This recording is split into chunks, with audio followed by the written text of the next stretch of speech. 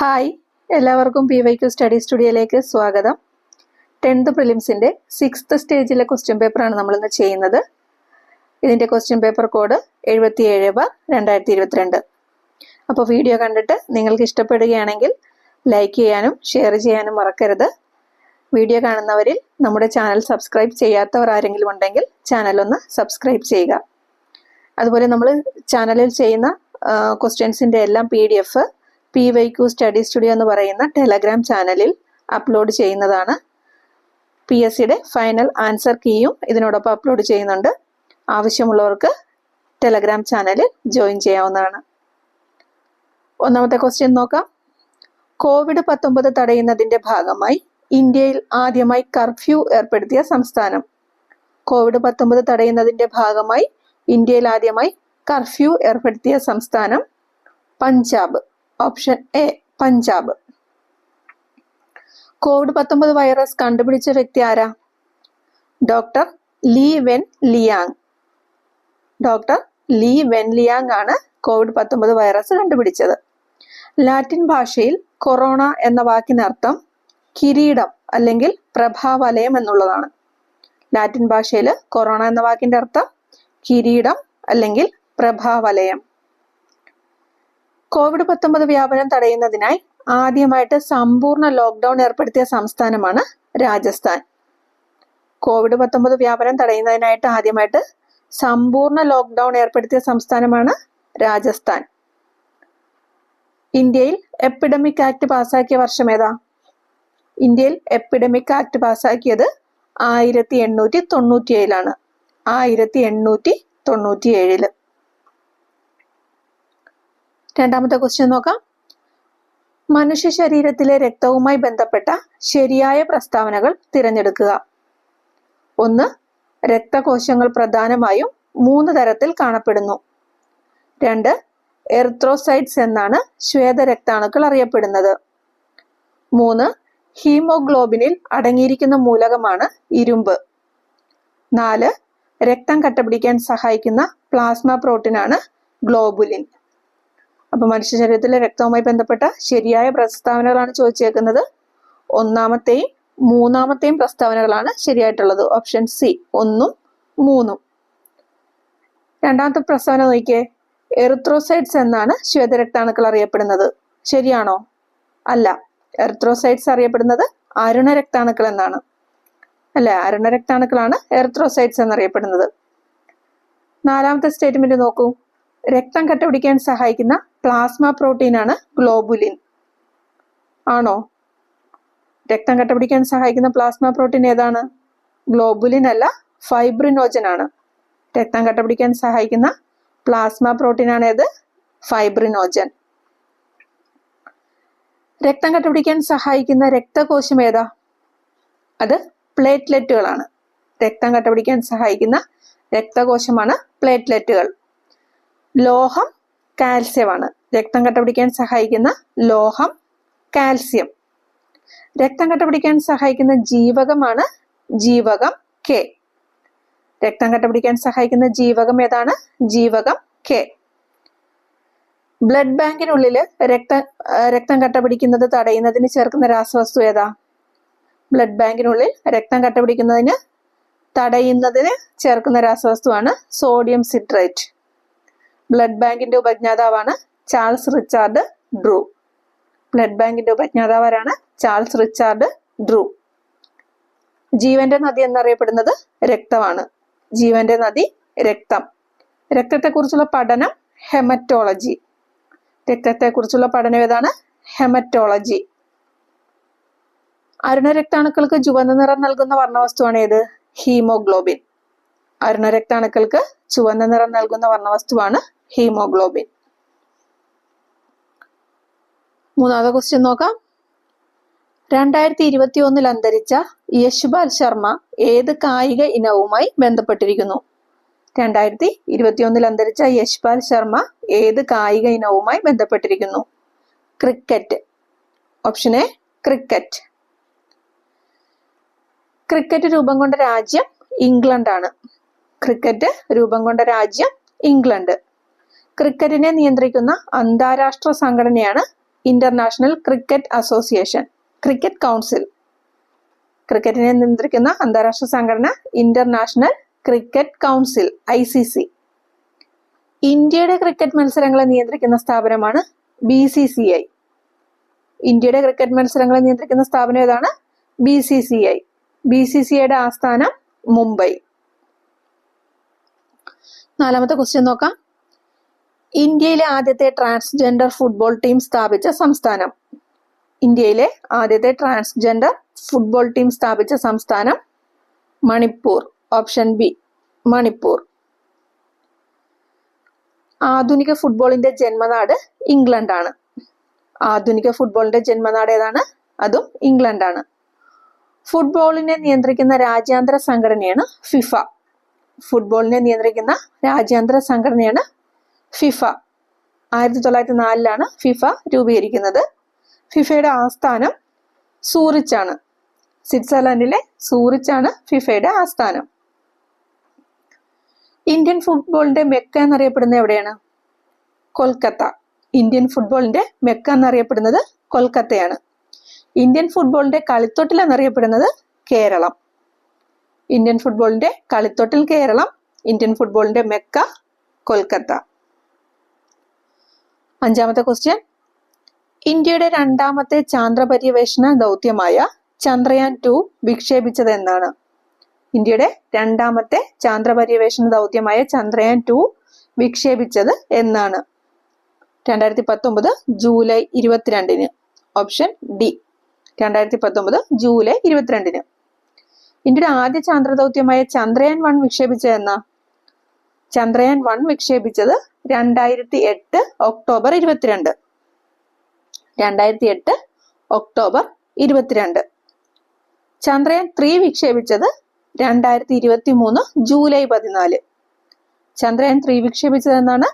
2023 July 14. Chandrayaan 3യുടെ വിക്ഷേപണ വാഹനം LVM-3. LVM-3 ആണ് വിക്ഷേപണ വാഹനം. LVM-3യുടെ അപരനാമങ്ങളാണ് ബാഹുബലി, ഫാറ്റ് ബോയ് എന്നൊക്കെ പറയുന്നത്. LVM-3യുടെ അപരനാമങ്ങൾ എന്തൊക്കെയാണ്? Baahubali, fat boy. ചന്ദ്രയാൻ 3 വിക്ഷേപിക്കുന്ന സമയത്ത് ISROയുടെ മേധാവി ആരായിരുന്നു? അത് മലയാളിയായ S സോമനാഥ്. ചന്ദ്രയാൻ 3 വിക്ഷേപിക്കുമ്പോൾ ISROയുടെ മേധാവിയാണ് S സോമനാഥ്. ചന്ദ്രയാൻ 3യുടെ പ്രൊജക്ട് ഡയറക്ടർ P വീരമുത്തുവേലാണ്. പ്രോജക്ട് ഡയറക്ടർ ആരായിരുന്നു? P Veeramuthuvel. Lander, rover, propulsion module എന്നിങ്ങനെ 3 ഭാഗങ്ങൾ കൂടി ചേർന്നതാണ് എന്ത്? Chandrayaan 3. Lander, rover, propulsion module.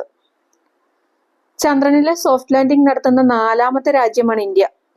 ചന്ദ്രനില് soft landing നടത്തുന്ന എത്രാമത്തെ രാജ്യമാണ് ഇന്ത്യ? 4ാമത്തെ രാജ്യം. 6ാമത്തെ ക്വസ്റ്റ്യൻ നോക്കാം. 2022 കേരളത്തിൽ നിന്ന് പത്മശ്രീ അവാർഡ് ലഭിച്ച സാമൂഹ്യ പ്രവർത്തക ആരാണ്? 2022 കേരളത്തിൽ നിന്ന് പത്മശ്രീ അവാർഡ് ലഭിച്ച സാമൂഹ്യ പ്രവർത്തക KV Rabiya. Option C, KV Rabiya. 2024 Padmashri നേടിയ മലയാളികൾ ആരൊക്കെയാന്ന് നമുക്ക് നോക്കാം. 2024 6 മലയാളികൾക്കാണ് പത്മശ്രീ ലഭിക്കുന്നത്. അശ്വതി തിരുനാൾ, ഗൗരി ലക്ഷ്മി ഭായ്. സാഹിത്യം, വിദ്യാഭ്യാസം വകുപ്പുകൾക്കാണ് അശ്വതി തിരുനാൾ, ഗൗരി ലക്ഷ്മി ഭായ്. പിന്നെ കഥകളി ആചാര്യൻ സദനം ബാലകൃഷ്ണൻ. തെയ്യം കലാകാരൻ EP നാരായണൻ. കാസർകോട്ടെ പരമ്പരാഗത നെൽകർഷകൻ സത്യനാരായണ ബലേരി. മുനി നാരായണ പ്രസാദ്. അതുപോലെ മരണാനന്തരമായിട്ട് P ചിത്രൻ നമ്പൂതിരിപ്പാട്. ഇങ്ങനെ 6 മലയാളികൾക്കാണ് പത്മശ്രീ ലഭിച്ചിട്ടുള്ളത്. മൊത്തം 110 പേർക്ക് പത്മശ്രീ ലഭിച്ചിട്ടുണ്ട്. അതിൽ 6 പേര് മലയാളികൾ. ഒന്നുകൂടെ പറയാം. അശ്വതി തിരുനാൾ, ഗൗരി ലക്ഷ്മി ഭായി, കഥകളി ആചാര്യൻ സദനം ബാലകൃഷ്ണൻ, തെയ്യം കലാകാരൻ EP നാരായണൻ, കാസർകോട്ടെ പരമ്പരാഗത നെൽകർഷകൻ സത്യനാരായണ ബലേരി, മുനി നാരായണ പ്രസാദ്, ചിത്രൻ നമ്പൂതിരിപ്പാട്. ചിത്രൻ നമ്പൂതിരിപ്പാടിന് മരണാനന്തരമാണ് ലഭിക്കുന്നത്. പത്മഭൂഷൺ നേടിയ മലയാളികൾ ആരൊക്കെയാണ്? 2024 പത്മഭൂഷൺ നേടിയ മലയാളികൾ. സുപ്രീം കോടതി മുൻ ജഡ്ജി ഫാത്തിമ ബീബി. ഫാത്തിമ ബീബിക്ക് മരണാനന്തരമാണ് ലഭിക്കുന്നത്. BJP നേതാവ് O രാജഗോപാൽ. ഗായിക ഉഷ ഉദുപ്പ്.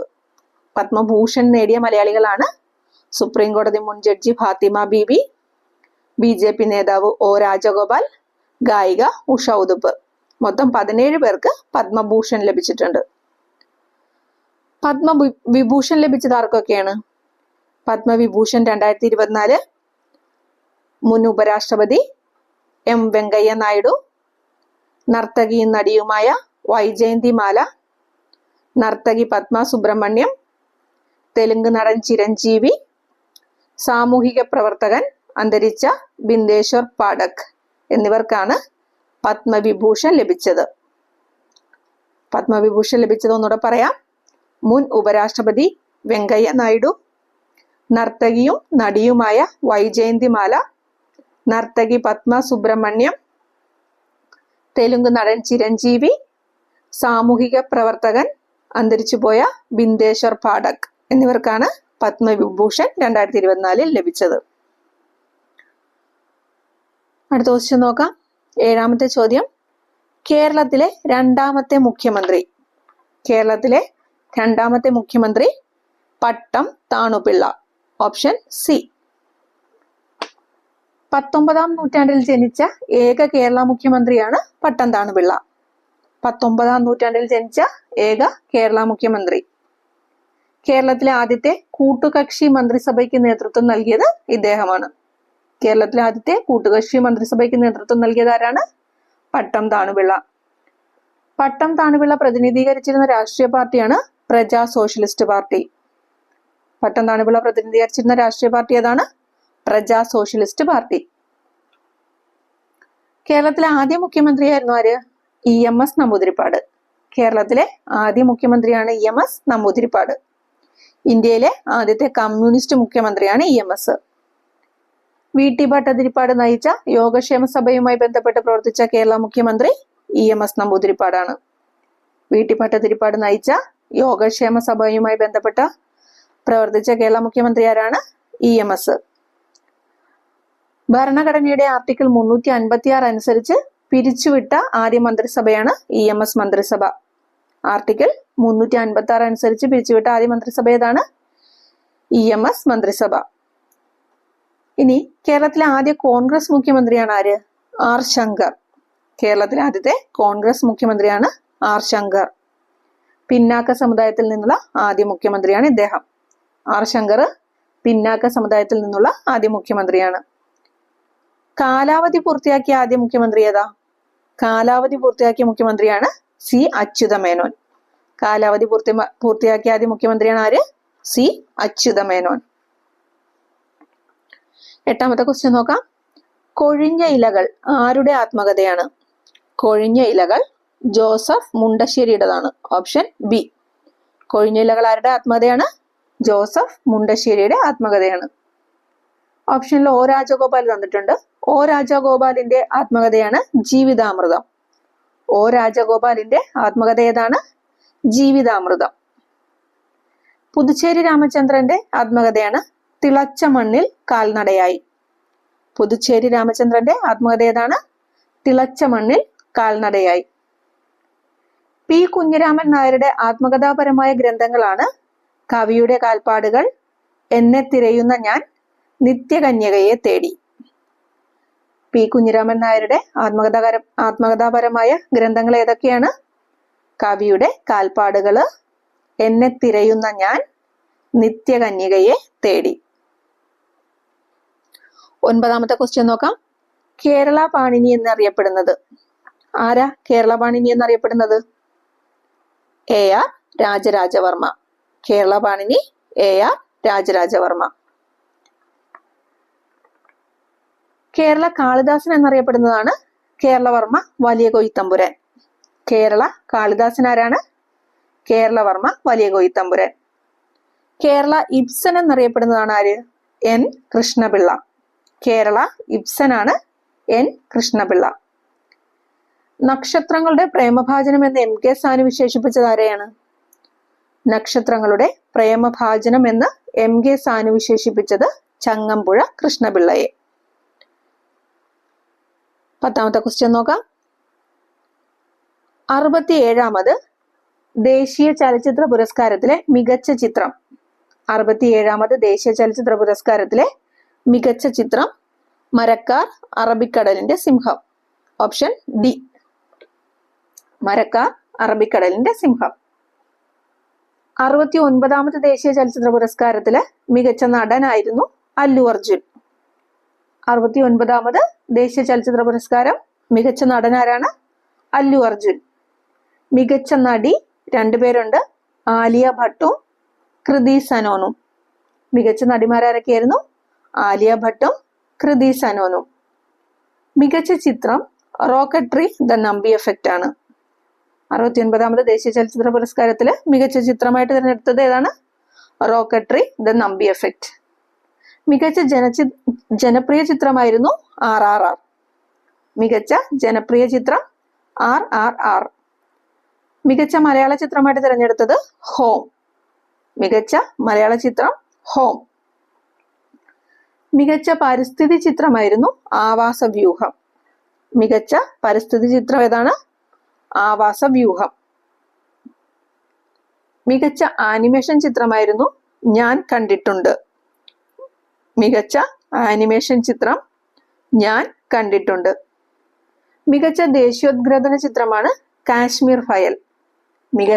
മികച്ച ദേശീയോദ്ഗ്രഥന ചിത്രം ഏതാണ്? കാശ്മീർ ഫയൽ.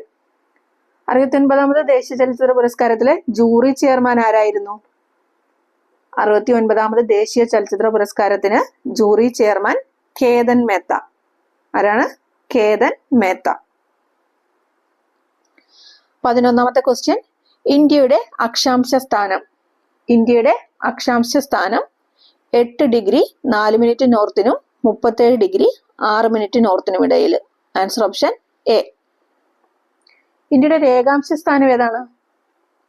68 ഡിഗ്രി 7 മിനിറ്റിനും 97 ഡിഗ്രി 25 മിനിറ്റിനും ഇടയിലാണ് ഇന്ത്യയുടെ രേഖാംശ സ്ഥാനം.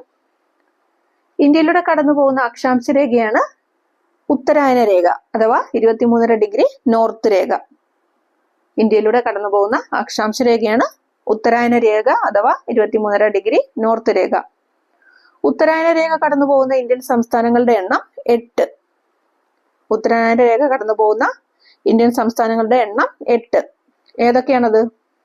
ഗുജറാത്ത്, രാജസ്ഥാൻ, മധ്യപ്രദേശ്, ഛത്തീസ്ഗഡ്, ജാർഖണ്ഡ്, പശ്ചിമ ബംഗാൾ, ത്രിപുര, മിസോറാം.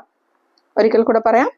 ഗുജറാത്ത്, രാജസ്ഥാൻ, മധ്യപ്രദേശ്, ഛത്തീസ്ഗഡ്, ജാർഖണ്ഡ്, പശ്ചിമ ബംഗാൾ, ത്രിപുര, മിസോറാം. 12ാമത്തെ ക്വസ്റ്റ്യൻ. ലഡാക്കിൽ ഏറ്റവും തണുപ്പുള്ള ജനവാസ സ്ഥലം ഏതാണ്? ലഡാക്കിൽ ഏറ്റവും തണുപ്പുള്ള ജനവാസ സ്ഥലം ഏതാണ്? Option D, Dras. ഇന്ത്യയിലെ ഏറ്റവും കൂടുതൽ ചൂട് കൂടിയ പ്രദേശം ഏതാണ്? ഇന്ത്യയിലെ ഏറ്റവും ചൂട് കൂടിയ പ്രദേശം രാജസ്ഥാനിലെ ബാമർ എന്ന് പറയുന്നതാണ്. ഇന്ത്യയിലെ ഏറ്റവും കൂടുതൽ ചൂടുള്ള പ്രദേശമാണ് ഏത്? ബാമർ. രാജസ്ഥാനിലെ ബാമർ. ഏറ്റവും കൂടുതൽ മഴ ലഭിക്കുന്ന പ്രദേശമാണ് മൗസിൻഡ്രം. മേഘാലയയിലെ മൗസിൻഡ്രമാണ് ഇന്ത്യയിലെ ഏറ്റവും കൂടുതൽ മഴ ലഭിക്കുന്ന പ്രദേശം. അടുത്ത ക്വസ്റ്റ്യൻ നോക്കാം. 13ാമത്തെ ക്വസ്റ്റ്യൻ. ഇന്ത്യയിലെ ശീതമരുഭൂമി ഏതാണ്? ഇന്ത്യയിലെ ശീതമരുഭൂമി ലഡാക്ക്. Option C, Ladakh. ഇന്ത്യയിലെ ഏറ്റവും വലിയ കേന്ദ്രഭരണ പ്രദേശമാണ് ഏത്? ലഡാക്ക്. ഇന്ത്യയിലെ ഏറ്റവും വടക്കേ അറ്റത്തുള്ള കേന്ദ്രഭരണ പ്രദേശവും ലഡാക്കാണ്. നിശബ്ദ തീരം എന്ന് അറിയപ്പെടുന്നു. ലഡാക്ക് എങ്ങനെ അറിയപ്പെടുന്നു? നിശബ്ദ തീരം എന്നറിയപ്പെടുന്നു. കിഴക്കൻ ലഡാക്കിൽ ചൈനയുടെ അധീനതയിലുള്ള പ്രദേശമാണ് അക്സൈ ചിൻ. കിഴക്കൻ ലഡാക്കില് ചൈനയുടെ അധീനതയിലുള്ള പ്രദേശം ഏതാണ്? അക്സൈ ചിൻ. ലോകത്തിലെ ഏറ്റവും ഉയരത്തിലുള്ള യുദ്ധഭൂമിയാണ് സിയാച്ചിൻ. സിയാച്ചിൻ സ്ഥിതി ചെയ്യുന്നത് എവിടെയാ? ലഡാക്കില്. ലോകത്തിലെ ഏറ്റവും ഉയരത്തിലുള്ള യുദ്ധഭൂമിയാണ് ഏത്? സിയാച്ചിൻ. സിയാച്ചിൻ സ്ഥിതി ചെയ്യുന്നത് ലഡാക്കിലാണ്. ലോകത്തിലെ ഏറ്റവും വലിയ ഉഷ്ണ മരുഭൂമി ഏതാണ്? അത് സഹാറ. ലോകത്തിലെ ഏറ്റവും വലിയ ഉഷ്ണ മരുഭൂമിയാണ് സഹാറ. ഇന്ത്യയിലെ ഏറ്റവും വലിയ ഉഷ്ണമരുഭൂമിയാണ് ധാർ. ഇന്ത്യയിലെ ഏറ്റവും വലിയ ഉഷ്ണമരുഭൂമിയാണ് ധാർ. 14ാമത്തെ ക്വസ്റ്റ്യൻ നോക്കാം. എവറസ്റ്റ് കൊടുമുടി സ്ഥിതി ചെയ്യുന്ന രാജ്യം. എവറസ്റ്റ് കൊടുമുടി സ്ഥിതി ചെയ്യുന്ന രാജ്യം നേപ്പാൾ. Option C, Nepal. ലോകത്തിലെ ഏറ്റവും ഉയരം കൂടിയ കൊടുമുടിയാണ് ഏത്? Everest, mount Everest. നേപ്പാളിൽ മൗണ്ട് എവറസ്റ്റ് അറിയപ്പെടുന്നത് സാഗർമാത എന്നാണ്. നേപ്പാളിൽ മൗണ്ട് എവറസ്റ്റ് അറിയപ്പെടുന്നത് എങ്ങനെയാണ്? സാഗർമാത. ടിബറ്റിൽ അറിയപ്പെടുന്നത് ചോമോലുങ്മ എന്നാണ്. എവറസ്റ്റ് ടിബറ്റിൽ അറിയപ്പെടുന്നത് ചോമോലുങ്മ. തുടക്കത്തിൽ എവറസ്റ്റ് നൽകിയിരുന്ന പേരാണ് പീക്ക് 15. തുടക്കത്തിൽ എവറസ്റ്റ് നൽകിയ പേരെന്താണ്? പീക്ക് 15. 1865 മൗണ്ട് എവറസ്റ്റ് എന്ന് പുനർനാമകരണം ചെയ്യുന്നത്. പീക്ക് 15 മൗണ്ട് എവറസ്റ്റ് എന്ന് പുനർനാമകരണം ചെയ്യുന്നത് 1865. ആദ്യമായിട്ട് എവറസ്റ്റ് കീഴടക്കിയത് ആരൊക്കെയാണ്? എഡ്മണ്ട് ഹിലാരിയും ടെൻസിങ് നോർഗയും. ആദ്യമായിട്ട് എവറസ്റ്റ് കീഴടക്കിയവരാണ് എഡ്മണ്ട് ഹിലാരിയും ടെൻസിങ് നോർഗയും. 1953 മെയ് 29. എവറസ്റ്റ് കീഴടക്കിയ ആദ്യ വനിതയാണ് ജുങ്കോ താംബെ. എവറസ്റ്റ് കീഴടക്കിയ ആദ്യ വനിത ആരാണ്? ജുങ്കോ താംബെ. എവറസ്റ്റ് കീഴടക്കിയ ആദ്യ ഇന്ത്യൻ വനിത ബെജേന്ദ്രി പാൽ. എവറസ്റ്റ് കീഴടക്കിയ ആദ്യ ഇന്ത്യൻ വനിതയാണ് ബെജേന്ദ്രി പാൽ. 15ാമത്തെ ക്വസ്റ്റ്യൻ. ദേശീയ ജലപാത 1 ബന്ധിപ്പിക്കുന്നത്. ദേശീയ ജലപാത 1 ബന്ധിപ്പിക്കുന്നത് അലഹബാദ് ഹാൽഡിയ. ദേശീയ ജലപാത 2 ബന്ധിപ്പിക്കുന്നത് എന്തിനൊക്കെയാണ്? സാദിയ ദുബ്രി. ദേശീയ ജലപാത 2 ബന്ധിപ്പിക്കുന്നത് സാദിയ ദുബ്രി. ദേശീയ ജലപാത 3 ബന്ധിപ്പിക്കുന്നത് കൊല്ലം കോഴിക്കോട്. 3 കൊല്ലം കോഴിക്കോട്. ദേശീയ ജലപാത 4 കാക്കിനട പുതുച്ചേരി. ദേശീയ ജലപാത 4 ബന്ധിപ്പിക്കുന്നത് കാക്കിനട പുതുച്ചേരി. ദേശീയ ജലപാത 5 താൽച്ചർ ധാംറ. താൽച്ചറിനെ ധാംറയുമായിട്ടാണ് ദേശീയ ജലപാത 5 ബന്ധിപ്പിക്കുന്നത്. ദേശീയ ജലപാത 6 ബന്ധിപ്പിക്കുന്നത് ലക്കിപൂരിനെ ഭാംഗ്രയുമായിട്ട്. ലക്കിപൂരിനെ ഭാംഗ്രയുമായിട്ടാണ് ദേശീയ ജലപാത 6 ബന്ധിപ്പിക്കുന്നത്. 16ാമത്തെ question. Visvesvaraya iron and steel works limited സ്ഥിതി ചെയ്യുന്നത് എവിടെ? Visvesvaraya iron and steel works limited സ്ഥിതി ചെയ്യുന്നത് കർണാടക. Option C. ഇന്ത്യയിൽ ഇരുമ്പുരുക്ക് വ്യവസായത്തിന് തുടക്കം കുറിച്ച പ്രദേശമാണ് ഏത്? തമിഴ്നാട്ടിലെ പോർട്ടനോവ. ഇന്ത്യയിൽ ഇരുമ്പുരുക്ക് വ്യവസായത്തിന് തുടക്കം കുറിച്ച പ്രദേശം തമിഴ്നാട്ടിലെ പോർട്ടനോവ. ഇന്ത്യയിലെ ആദ്യ വൻകിട ഇരുമ്പുരുക്ക് വ്യവസായശാല ആരംഭിച്ചത് പശ്ചിമ ബംഗാളിലെ കുൾട്ടിയിലാണ്. ഇന്ത്യയിലെ ആദ്യ വൻകിട ഇരുമ്പുരുക്ക് വ്യവസായശാല ആരംഭിച്ചത് എവിടെയാണ്? പശ്ചിമ ബംഗാളിലെ കുൾട്ടിയില്. ഇന്ത്യയിലെ ഏറ്റവും വലിയ സ്റ്റീൽ പ്ലാന്റ് ആണ് ബൊക്കാറോ. ഏറ്റവും വലിയ സ്റ്റീൽ പ്ലാന്റ് ബൊക്കാറോ. സ്വകാര്യ മേഖലയിലെ ഏറ്റവും വലിയ സ്റ്റീൽ പ്ലാന്റ് ആണ് ടിസ്കോ. സ്വകാര്യ മേഖലയിലെ ഏറ്റവും വലിയ സ്റ്റീൽ പ്ലാന്റ് ഏതാണ്? TISCO, Tata iron and steel company. ഇന്ത്യയിലെ ഏറ്റവും ലാഭകരമായ സ്റ്റീൽ പ്ലാന്റ് ആണ് ഭിലായ്. ഏറ്റവും ലാഭകരമായ സ്റ്റീൽ പ്ലാന്റ് ഏതാണ്? അത് ഭിലായി ആണ്. 17ാമത്തെ ക്വസ്റ്റ്യൻ. ഏതുതരം കൽക്കരിയാണ് തമിഴ്നാട്ടിലെ നെയ്വേലിയിൽ കാണപ്പെടുന്നത്? ഏതാണ്? Lignite. Option A, lignite. Brown goal എന്നറിയപ്പെടുന്ന കൽക്കരി ഇനമാണ് ലിഗ്നൈറ്റ്. എന്താണ് അറിയപ്പെടുന്നത്? Brown goal. ബ്രൗൺ ഗോൾ എന്നറിയപ്പെടുന്ന കൽക്കരി ഇനമാണ് ലിഗ്നൈറ്റ്. ഇന്ത്യയിലെ ഏറ്റവും വലിയ കൽക്കരിപ്പാടമാണ് ജാറിയ. ജാർഖണ്ഡിലെ ജാറിയാണ് ഇന്ത്യയിലെ ഏറ്റവും വലിയ കൽക്കരിപ്പാടം. ഇന്ത്യയിലെ ഏറ്റവും പഴക്കമേറിയ എണ്ണപ്പാടമാണ് അസമിലെ ദിഗ്ബോയ്. ഏറ്റവും പഴക്കമേറിയ എണ്ണപ്പാടം ഏതാണ്? അസമിലെ ദിഗ്ബോയ്. 18ാമത്തെ ക്വസ്റ്റ്യൻ. ഇന്ത്യയിലെ ഏറ്റവും വലിയ കൽക്കരിപ്പാടം സ്ഥിതി ചെയ്യുന്നത് എവിടെയാണ്? ഇന്ത്യയിലെ ഏറ്റവും വലിയ കൽക്കരിപ്പാടം സ്ഥിതി ചെയ്യുന്നത് നമ്മളിപ്പോ പറഞ്ഞു, ജാറിയ. Option D, Jharia. ഇന്ത്യയിലെ ആദ്യ കൽക്കരി ഖനിയാണ് റാണിഗഞ്ച്. ഇന്ത്യയിലെ ആദ്യ കൽക്കരി ഖനി ഏതാണ്? റാണിഗഞ്ച്. ഖനികളുടെ നഗരം എന്നറിയപ്പെടുന്നത് ധൻബാദ് ആണ്. ഖനികളുടെ നഗരം എന്നറിയപ്പെടുന്നത് ധൻബാദ്. 19ാമത്തെ ക്വസ്റ്റ്യൻ. ഇന്ത്യയിൽ ആദ്യമായി പെട്രോളിയം ഖനനം ചെയ്തത് എവിടെ? ഇന്ത്യയിൽ ആദ്യമായി പെട്രോളിയം ഖനനം ചെയ്തത് ദിഗ്ബോയ്, അസമിലെ ദിഗ്ബോയ്. ദിഗ്ബോയ് എന്ന പടം കമ്മീഷൻ ചെയ്തത് 1901-ലാണ്. 1901-ലാണ് ദിഗ്ബോയ് എന്ന പടം കമ്മീഷൻ ചെയ്തത്. ഇന്ത്യയിലെ ഏറ്റവും വലിയ പെട്രോളിയം ഖനിയാണ് മുംബൈ ഹൈ. ഇന്ത്യയിലെ ഏറ്റവും വലിയ പെട്രോളിയം ഖനി ഏതാണ്? മുംബൈ ഹൈ. നെഹ്റു സമൃദ്ധിയുടെ നീരുറവ എന്ന് വിശേഷിപ്പിച്ച എണ്ണപ്പാടം ഏതാണ്? അത് അങ്കലേശ്വർ.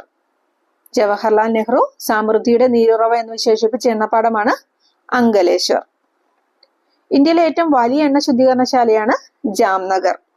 ഇന്ത്യയിലെ ഏറ്റവും വലിയ എണ്ണ ശുദ്ധീകരണശാല ഏതാണ്? ഗുജറാത്തിലെ ജാംനഗർ.